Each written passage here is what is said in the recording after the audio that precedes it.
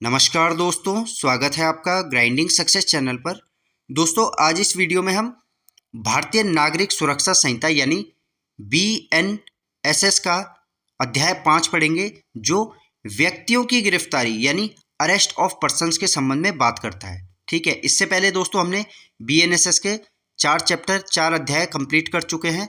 अब ये इसका 5वां चैप्टर है, अध्याय 5 है, जो व्यक्तियों की गिरफ्तारी यानी अरेस्ट ऑफ पर्सन्स के संबंध में बात करता है। इसमें दोस्तों आज हम सबसे पहले देखेंगे धारा 35। धारा 35 में क्या क्या दिया है, इसमें क्या क्या पॉइंट्स दिए हैं, वो सारे पॉइंट्स को कवर करेंगे। ठीक है, धारा 35 में क्या बताया गया है। धारा 35, पुलिस वारंट के बिना कब गिरफ्तार कर सकेगी। व्हेन पुलिस में अरेस्ट विदाउट वारंट। तो BNSS की धारा 35 में यह बताया गया है, पुलिस जो है बिना वारंट के कब गिरफ्तार कर सकेगी। सो व्हेन पुलिस में अरेस्ट विदाउट वारंट। तो इसमें दिया गया है, कोई पुलिस अधिकारी मजिस्ट्रेट के आदेश के बिना और वारंट के बिना किसी ऐसे व्यक्ति को गिरफ्तार कर सकता है। तो पुलिस अधिकारी जो है मजिस्ट्रेट के आदेश के बिना और बिना वारंट के किसी ऐसे व्यक्ति को गिरफ्तार कर सकता है। तो कौन व्यक्ति होगा वो। इसमें दिया गया है, जो पुलिस अधिकारी की उपस्थिति में संज्ञेय अपराध करता है, यानी ऐसा कोई भी व्यक्ति जो पुलिस अधिकारी की उपस्थिति में संज्ञेय अपराध, जिसे दोस्तों इंग्लिश में बोलते हैं कॉग्निजिबल ऑफेंस। संज्ञेय अपराध क्या हो गए, जैसे चोरी हो गई, रेप हो गया, मर्डर हो गया या डकैती हो गई। तो ये सभी अपराध जो है संज्ञेय अपराध होते हैं, और संज्ञेय अपराध में जो है पुलिस तुरंत FIR लिख लेती है, इसमें किसी वारंट की जरूरत नहीं होती। ठीक है, संज्ञेय अपराध पे दोस्तों मैंने एक वीडियो बनाई है, यदि आपने अभी तक वह नहीं देखी है तो आई बटन पे उसका लिंक है, आप वहां से जाके उसको देख सकते हैं। ठीक है, तो इसमें बोला गया है, जो पुलिस अधिकारी की उपस्थिति में संज्ञेय अपराध करता है, ऐसा व्यक्ति जो कॉग्निजिबल ऑफेंस करता है, उसे मजिस्ट्रेट के आदेश के बिना या वारंट के बिना कोई भी पुलिस अधिकारी गिरफ्तार कर सकता है, या जिसके विरुद्ध इस बारे में उचित परिवाद किया गया है या विश्वसनीय सूचना प्राप्त हो चुकी है या उचित संदेह है कि उसने कोई संज्ञेय अपराध किया है, जिसके लिए 7 वर्ष से कम की या 7 वर्ष तक की अवधि का कारावास हो सकेगा, चाहे वह जुर्माने सहित हो या जुर्माने के बिना हो, और पुलिस अधिकारी को यह संतोष है कि ऐसी गिरफ्तारी आवश्यक है। तो इसमें बोला गया है, जिसके विरुद्ध, ऐसा कोई भी व्यक्ति जिसके विरुद्ध जो है उचित परिवाद यानी उसके खिलाफ जो है कंप्लेंट किया गया है या विश्वसनीय सूचना प्राप्त है, यानी कोई क्रेडिबल इंफॉर्मेशन उसके अगेंस्ट प्राप्त हो चुकी है, या उचित संदेह है, रीजनेबल सस्पिशन है उसके खिलाफ कि उसने कोई संज्ञेय अपराध किया है, यानी कोई कॉग्निजिबल ऑफेंस किया है, जिसके लिए जो दंड है वह 7 वर्ष से कम की उसे या 7 वर्ष तक की अवधि का उसे कारावास हो सकेगा, चाहे वह जुर्माने सहित हो या जुर्माने के बिना हो। तो और पुलिस अधिकारी को यह संतोष हो, पुलिस अधिकारी जो है सेटिस्फाइड है कि ऐसी गिरफ्तारी आवश्यक है, जिसमें पॉइंट्स दिए गए हैं। इसमें ऐसे व्यक्ति को कोई और अपराध करने से रोकने के लिए, यानी किसी व्यक्ति को कोई और अपराध करने से रोकने के लिए पुलिस अधिकारी उसे गिरफ्तार कर सकता है। पुलिस अधिकारी सेटिस्फाइड है, संतोष है पुलिस अधिकारी को कि ऐसा व्यक्ति कोई और अपराध करे, इससे पहले उसे रोक ले। और तीसरा है इसमें, अपराध के समुचित अन्वेषण के लिए, अन्वेषण का मतलब होता है दोस्तों इन्वेस्टिगेशन। तो अपराध के समुचित अन्वेषण यानी अपराध जो हुआ है उसके प्रॉपर इन्वेस्टिगेशन के लिए, या ऐसे व्यक्ति को अपराध के साक्ष्य को लुप्त करने या ऐसे साक्ष्य के साथ किसी भी रीति में छेड़छाड़ करने से रोकने के लिए, यानी ऐसा व्यक्ति जो अपराध के साक्ष्य, जो एविडेंस है, उसको लुप्त करने की कोशिश कर रहा है, उसको गायब करने की कोशिश कर रहा है, या ऐसे साक्ष्य हैं जो ऐसे एविडेंस है उनके साथ किसी भी तरह से छेड़छाड़ करने से उसे रोकने के लिए पुलिस अधिकारी उसे गिरफ्तार कर सकता है। ऐसे व्यक्ति को मामले के तथ्यों से परिचित किसी व्यक्ति को उत्प्रेरित करने, उसे धमकी या वचन देने से रोकने के लिए, ताकि वह ऐसे तथ्यों को न्यायालय या पुलिस अधिकारी को प्रकट करने से विरत हो जाए। ऐसे व्यक्ति को मामलों के तथ्यों से परिचित किसी व्यक्ति को, यानी ऐसा व्यक्ति जो मामलों के तथ्यों से परिचित किसी व्यक्ति को, जिसे पता है जो मामले से परिचित व्यक्ति है, जो भी घटना हुई है उससे परिचित किसी व्यक्ति को उत्प्रेरित करता है या उसको धमकी देता है या वचन देने से रोकने के लिए कि वह ऐसे तथ्यों को उसको न्यायालय यानी कोर्ट या पुलिस अधिकारी को प्रकट न करे। ठीक है, नेक्स्ट है इसमें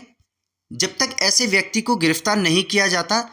तब तक उसकी न्यायालय में जो उपस्थिति है वह सुनिश्चित नहीं की जा सकती। यानी जो ऐसा व्यक्ति है जिसे जब तक गिरफ्तार नहीं कर लिया जाता, जो कोर्ट है, न्यायालय है, उसमें उसकी उपस्थिति जो है सुनिश्चित नहीं की जा सकती। और इसमें आवश्यक है कि पुलिस अधिकारी ऐसे कारणों को लेखबद्ध करेगा, यानी उन्हें अपने रिकॉर्ड्स में बताएगा। ठीक है, नेक्स्ट है दोस्तों इसमें जिसके विरुद्ध विश्वसनीय सूचना प्राप्त हो चुकी है कि उसने कारावास से जिसकी अवधि 7 वर्ष से अधिक हो सकेगी, चाहे वह जुर्माने सहित हो या जुर्माने के बिना, या मृत्युदंड से दंडनीय, उसने संज्ञेय अपराध किया है और पुलिस अधिकारी के पास उस सूचना के आधार पर यह विश्वास करने का कारण है कि उस व्यक्ति ने उक्त अपराध किया है। यानी जिस व्यक्ति के विरुद्ध भी यह विश्वसनीय सूचना या क्रेडिबल इंफॉर्मेशन मिल चुकी है कि उसने कारावास से जिसकी अवधि 7 वर्ष तक की हो सकेगी, यानी 7 वर्ष तक की अवधि का कारावास हो सकेगी, चाहे जुर्माने सहित हो या जुर्माने के बिना, या मृत्युदंड से दंडनीय कोई संज्ञेय अपराध किया, यानी उसने ऐसा कोई संज्ञेय अपराध, ऐसा कोई कॉग्निजिबल ऑफेंस किया है जिसमें जो सजा का प्रावधान है वह 7 वर्ष से अधिक की हो सकेगी, यानी 7 वर्ष से ज़्यादा तक का उसमें कारावास की सजा है, या मृत्युदंड से दंडनीय उसने ऐसा संज्ञेय अपराध कर लिया है, ऐसा कॉग्निजिबल ऑफेंस किया है। और पुलिस अधिकारी के पास उस सूचना के आधार पर यह विश्वास करने का कारण है कि उस व्यक्ति ने इस प्रकार का अपराध किया है, उक्त अपराध किया है। ठीक है, ऐसे व्यक्ति को पुलिस बिना वारंट के या बिना मजिस्ट्रेट की अनुमति के गिरफ्तार कर सकती है। नेक्स्ट पॉइंट है इसमें दोस्तों, नेक्स्ट है इसमें जो या तो इस संहिता के अधीन या राज्य सरकार के आदेश द्वारा अपराधी उद्घोषित किया जा चुका है। यानी ऐसा व्यक्ति जो इस संहिता के अधीन, जो BNSS के अधीन या राज्य सरकार यानी स्टेट गवर्नमेंट के आदेश द्वारा अपराधी उद्घोषित किया जा चुका है, तो ऐसे व्यक्ति को भी पुलिस जो है बिना वारंट के और बिना मजिस्ट्रेट की अनुमति के गिरफ्तार कर सकती है। ठीक है, नेक्स्ट है जिसके कब्जे में कोई ऐसी चीज पाई जाती है जिसके चुराई हुई संपत्ति होने का उचित रूप से संदेह किया जा सकता है, और जिस पर ऐसी चीज के बारे में अपराध करने का उचित रूप से संदेह किया जा सकता है। यानी ऐसा कोई व्यक्ति जिसके कब्जे में कोई ऐसी चीज पाई जाती है जिसके चुराई हुई संपत्ति होने का उचित रूप से संदेह किया जा सकता है। यानी यदि किसी व्यक्ति के कब्जे में कोई चीज है और वह चुराई हुई संपत्ति है, उस पर चुराई हुई संपत्ति है और उस पर संदेह है, ऐसा व्यक्ति को गिरफ्तार किया जा सकता है। और जिस पर ऐसी चीज के बारे में अपराध करने का उचित रूप से संदेह है, यानी ऐसा व्यक्ति जिस पे ऐसी चीज के बारे में अपराध का संदेह है, अपराध करने का उस पर उचित रूप से संदेह, उस पर डाउट है, तो ऐसे व्यक्ति को भी गिरफ्तार किया जा सकता है बिना वारंट के और बिना मजिस्ट्रेट की अनुमति के। नेक्स्ट है जो पुलिस अधिकारी को उस समय बाधा पहुंचाता है जब वह अपना कर्तव्य कर रहा है, या जो विधिपूर्ण अभिरक्षा से निकल भागता है या निकल भागने का प्रयत्न करता है। तो जो भी पुलिस अधिकारी को उस समय बाधा पहुंचा रहा है, उस समय उसको हर्डल दे रहा है पुलिस अधिकारी को, जबकि वो अपना कर्तव्य, अपनी ड्यूटी निभा रहा है, या जो विधिपूर्ण अभिरक्षा से निकल भागता है, यानी जो कस्टडी से भाग निकला है, जो लॉफुल कस्टडी से भाग निकलता है या निकल भागने का प्रयत्न करता है, ऐसे व्यक्ति को गिरफ्तार किया जा सकता है। नेक्स्ट है इसमें यदि कोई व्यक्ति भारत के बाहर ऐसा कार्य करता है जो यदि भारत में किया गया होता तो अपराध होता, और वह व्यक्ति प्रत्यर्पण संबंधी विधि के अधीन भारत में पकड़े जाने का भागी है तथा उसके विरुद्ध परिवाद, सूचना या उचित संदेह है। यानी यदि कोई व्यक्ति भारत के बाहर ऐसा काम कर रहा है, ऐसा कार्य कर रहा है जो यदि भारत में किया गया होता तो अपराध होता, और वह व्यक्ति प्रत्यर्पण संबंधी विधि यानी एक्स्ट्राडिशन से संबंधी जो भी कानून है उसके अधीन भारत में पकड़े जाने का भागी है, और उसके विरुद्ध जो है परिवाद यानी उसके विरुद्ध जो है कंप्लेंट, सूचना या उचित संदेह है। ठीक है, ऐसे व्यक्ति को पुलिस अधिकारी गिरफ्तार कर सकता है। या नेक्स्ट है जिस पर संघ के सशस्त्र बलों में से किसी से अभित्याजक होने का उचित संदेह, यानी ऐसा कोई व्यक्ति जो संघ के सशस्त्र बलों में से अभित्याजक होने का जिस पे उचित संदेह है, उस पर डाउट है। अभित्याजक का मतलब होता है दोस्तों डेजर्टर, डेजर्टर, डेजर्टर। डेजर्टर का मतलब होता है ऐसा कोई व्यक्ति जो अपनी ड्यूटी से भाग आया है, या ऐसा कोई व्यक्ति जिसने अपनी ड्यूटी को बिना बताए छोड़ दिया, वहां से भाग आया है। इसे भगोड़े के रूप में भी जान सकते हैं। ठीक है, तो ऐसे व्यक्ति को भी गिरफ्तार किया जा सकता है जिस पर संघ के सशस्त्र बलों, अब संघ के सशस्त्र बलों में दोस्तों जैसे आर्मी हो गई, नेवी हो गई, एयरफोर्स हो गया, इनमें से यदि कोई व्यक्ति बिना बताए अपनी ड्यूटी को छोड़ आता है, वहां से भाग आता है, तो ऐसे व्यक्ति जिसपे ऐसा शक हो उसे भी गिरफ्तार किया जा सकता है। ठीक है दोस्तों, नेक्स्ट है इसमें, नेक्स्ट है जो छोड़ा गया सिद्ध दोषी होते हुए धारा 394 की उपधारा 5 के अधीन लगाए गए किसी नियम को भंग करता है। यानी ऐसा कोई व्यक्ति जो सिद्ध दोष होते हुए छोड़ा गया, यानी यदि जो कन्विक्टेड था उसे छोड़ दिया, परंतु धारा 394 की जो उपधारा 5 है इसके अधीन जो उस पर नियम लगाए गए हैं, यदि वो उनको भंग करता है तो ऐसे व्यक्ति को भी गिरफ्तार किया जा सकता है। ठीक है, नेक्स्ट है इसमें, नेक्स्ट है दोस्तों, अब है उपधारा 2, धारा 35 की दोस्तों यहां से अब उपधारा 2 स्टार्ट हो गई है। उपधारा 2 में क्या बोला गया है, धारा 39 के उपबंधों के अधीन रहते हुए ऐसे किसी व्यक्ति को जो किसी असंज्ञेय अपराध से संबंधित है या जिसके विरुद्ध कोई परिवाद किया जा चुका है या विश्वसनीय सूचना प्राप्त हो चुकी है या उचित संदेह विद्यमान है कि ऐसे संबंध में वह रह चुका है, तो मजिस्ट्रेट के वारंट या आदेश के सिवाय उसको गिरफ्तार नहीं किया जाएगा। ठीक है, तो धारा 39 के उपबंधों के अधीन रहते हुए, तो धारा 39 में है दोस्तों बेसिकली नाम और निवास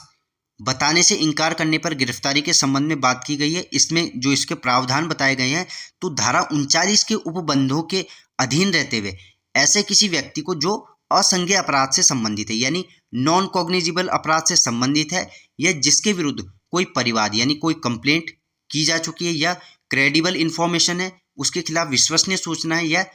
उचित संदेह विद्यमान है कि वह ऐसे संबंध में रह चुका है, तो मजिस्ट्रेट के वारंट के बिना या आदेश के सिवाय ऐसे व्यक्ति को गिरफ्तार नहीं किया जा सकता।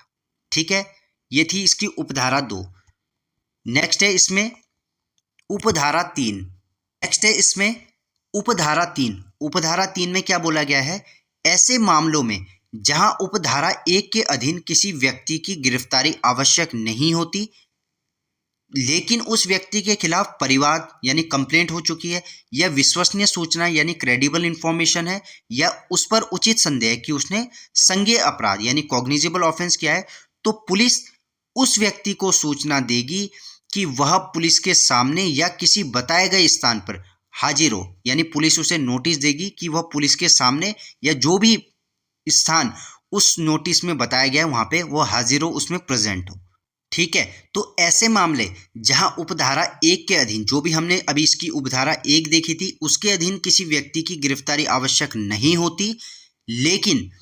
उस व्यक्ति के खिलाफ जो है ऐसे व्यक्ति के खिलाफ कंप्लेंट हो चुकी है, परिवाद हो चुका है या क्रेडिबल इंफॉर्मेशन मिल चुकी है, विश्वसनीय सूचना मिली है या उस पर उचित संदेह है, उस पर डाउट है कि उसने संज्ञेय अपराध यानी कॉग्निजिबल ऑफेंस किया है, तो पुलिस जो है उस व्यक्ति को सूचना देगी, पुलिस उस व्यक्ति को नोटिस देगी कि वह तो पुलिस के सामने या किसी बताए गए स्थान पे, यानी जो भी नोटिस में बताया गया स्थान है वहां पे हाजिर हो, वहां पर प्रेजेंट हो। ठीक है, यह बोलती है उपधारा 3। ठीक है, नेक्स्ट है इसमें, नेक्स्ट है उपधारा 4। उपधारा 4 क्या बोलती है, इसका सबसेक्शन 4 क्या बोलता है, जहां ऐसी सूचना किसी व्यक्ति को जारी की जाती है वहां उस व्यक्ति का यह कर्तव्य होगा कि वह सूचना के निर्देशों का अनुपालन करे। यानी जो भी दोस्तों हमने अभी ऊपर देखा, जो भी ये नोटिस के संबंध में बात की गई है, जो भी सूचना देने के संबंध में बात की गई है, तो इसी से ये रिलेट करता है कि जहां ऐसी सूचना किसी व्यक्ति को जारी की जाती है वहां उस व्यक्ति का यह कर्तव्य होगा, उसकी यह ड्यूटी होगी कि वह सूचना के निर्देशों का अनुपालन करे, यानी जो भी नोटिस उसे जारी हुआ है उसके निर्देशों का वह अनुपालन करे। ठीक है, यह बताया गया है उपधारा 4 में। नेक्स्ट है इसमें, नेक्स्ट है उपधारा 5 सबसेक्शन 5। उपधारा 5 में क्या बोला गया है,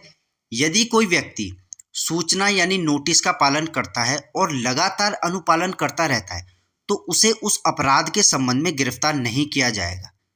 परंतु यदि पुलिस अधिकारी को यह प्रतीत होता है कि गिरफ्तारी आवश्यक है तो वह अपने कारणों को लेखबद्ध करके ऐसे व्यक्ति को गिरफ्तार कर सकता है।